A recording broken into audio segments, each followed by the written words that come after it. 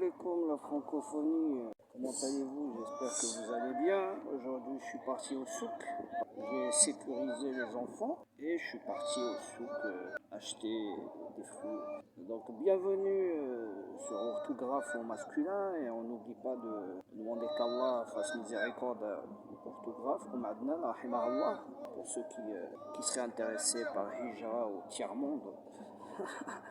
Donc là, je vais essayer de vous faire quelques images des enregistrements du climat ici, du souk hebdomadaire.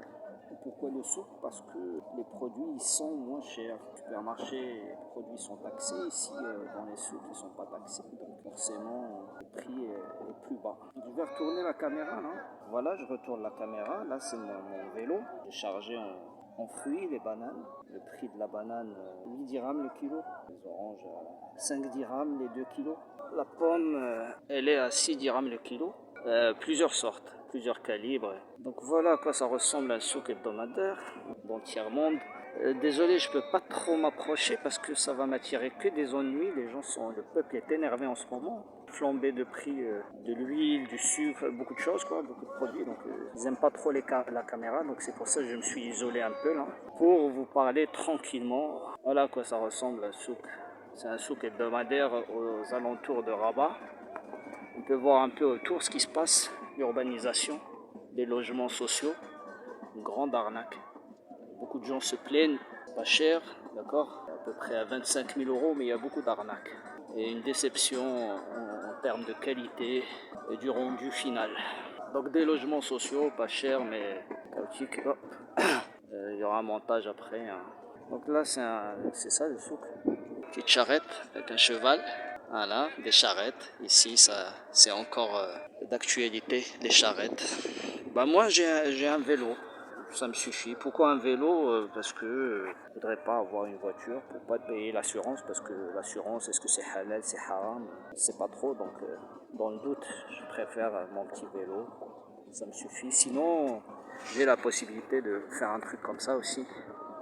Oui, parce que il faut savoir ce qu'on veut, quoi. Quand on fait les hijra, normalement, c'est pour Allah, subhanahu wa ta'ala. C'est pas pour autre chose. Et le hadith, à la fin des temps, il dit que viendra un jour où le meilleur bien d'un musulman serait des brebis, des ovins qu'il mène au pâturage dans les montagnes et les hauts sommets. Voilà. Donc il faut savoir ce qu'on veut. Hein. On fait les hijra fi sabilillah. Un restaurant du souk. Bon, je coupe rapidement.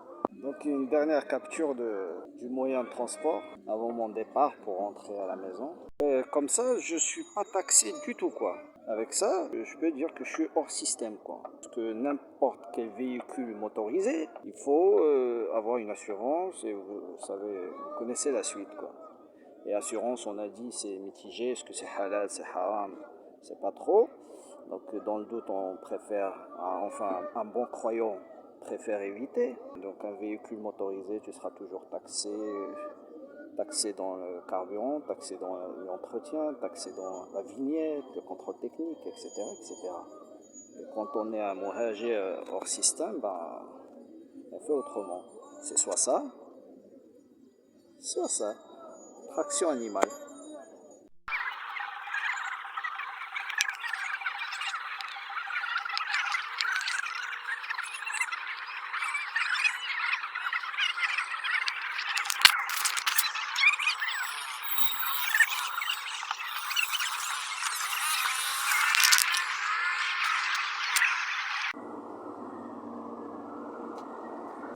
وفين اخاي؟ بخير. ولا بدا الدراري. امين اخاي. Salam alaikum. Voilà, là je peux filmer tranquillement en roulant. Il fait beau aujourd'hui. Voilà, c'est de partout. L'urbanisation. Il y a quelques années ici, c'était des champs.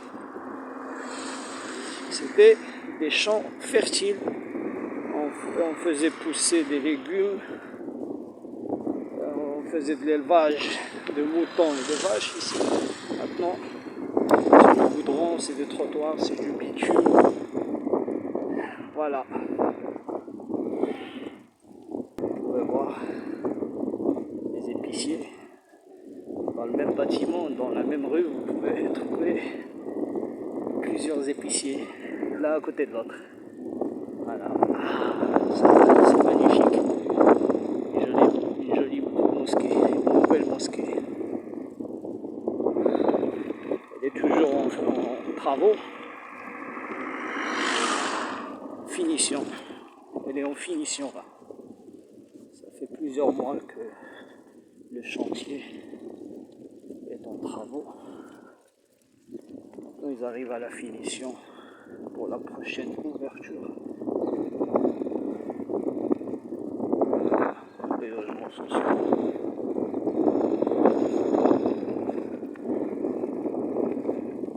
Donc c'est une mosquée certes, mais c'est une mosquée qui adhère au ministère des Awqaf.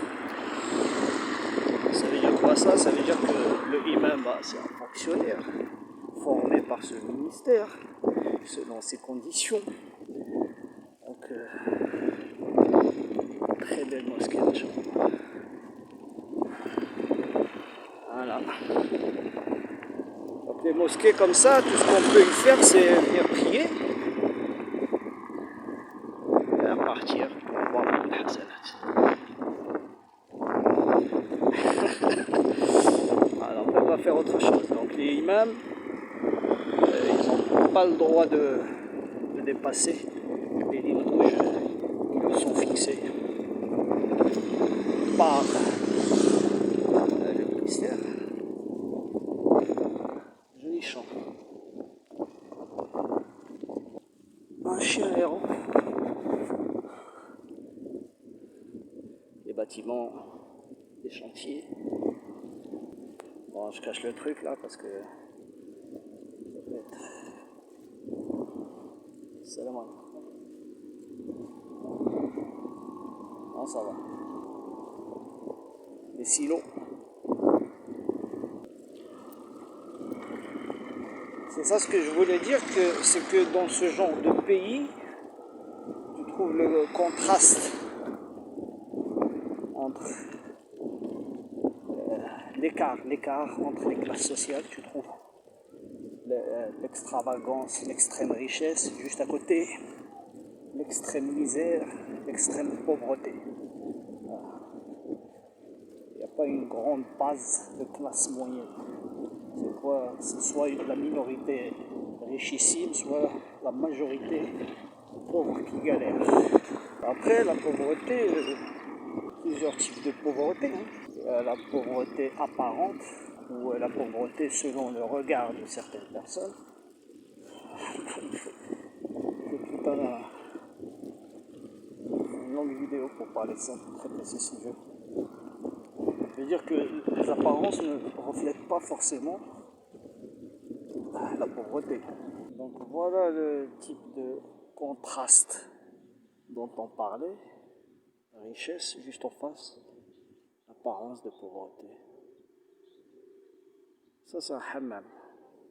Voilà, je viens de rentrer, alhamdoulilah, sain et sauf. Et merci de votre attention et j'espère que cette vidéo vous a plu. Et à la prochaine, Inch'Allah. Salam. Ces images, c'est pour le bonus. Donc le Maroc, c'est bien un pays agricole. Et quand l'exportation, ça marche pas trop, donc c'est tout bénéf pour les locaux. Question de prix. Voilà, là, il y a les courses pour toute la semaine, les fruits frais pour toute la semaine. Voilà quoi. Encore merci de votre attention. J'espère que cette vidéo vous a plu. À la prochaine, Inch'Allah. Salam alaikum.